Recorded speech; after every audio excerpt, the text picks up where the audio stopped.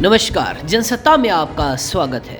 एक लंबे इंतजार के बाद चुनावी मैदान में उतर रही मायावती ताज नगरी आगरा से सत्ता में वापसी का दावा ठोक रही है।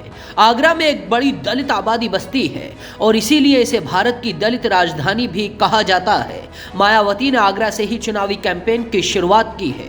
कभी यूपी की राजनीति में अपना दबदबा रखने वाली बीएसपी इस चुनाव में हाशिए पर दिखाई दे रही है, लेकिन मायावती इसी भ्रम को तोड़ने के लिए आगरा से चुनावी मैदान में उतरी है। उत्तर प्रदेश की 403 विधानसभा सीटों में से 84 सीटें दलित समुदाय के लिए आरक्षित हैं। 2017 के विधानसभा चुनाव में बीजेपी को इनमें से 70 सीटों पर जीत मिली थी, जबकि 2012 में समाजवादी पार्टी ने सरकार बनाई थी तो इन 84 सीटों में से 58 सीटों पर उसने जीत हासिल की थी।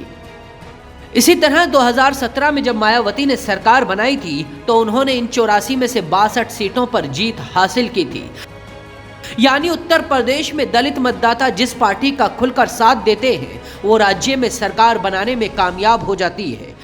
2017 के विधानसभा चुनाव में भी बीएसपी को सीटें तो सिर्फ 19 मिली थी, लेकिन वोट प्रतिशत 22 से ज्यादा था, यानी उसके समर्थक उसके साथ खड़े थे।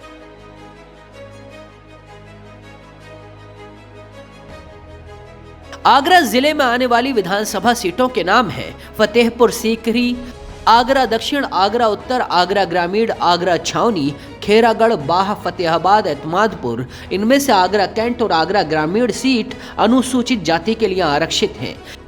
एक समय आगरा को बीएसपी का गढ़ कहा जाता था, लेकिन 2017 के चुनाव के बाद ये बीजेपी का गढ़ बन गया। बीजेपी ने जिले की सभी 9 सीटों पर अपना कब्जा जमाया था। इस बार मायावती फिर से उलटफेर करने की उम्मीद में आगरा से ही चुनावी रण में उतर रही हैं।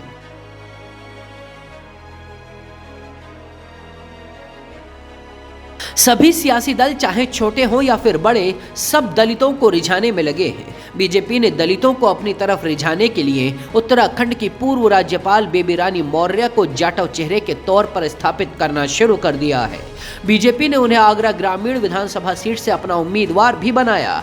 वहीं अखिलेश यादव ने बीएसपी से सपा में आए दलित नेताओं के सहारे सूबे की 45 सुरक्षित सीटों पर जाटुओं को साधने की रणनीति बनाई है। मायावती को विश्वास है कि दलित उसी के साथ हैं और वो इसी विश्वास में ब्राह्मणों को साधने में लगी है।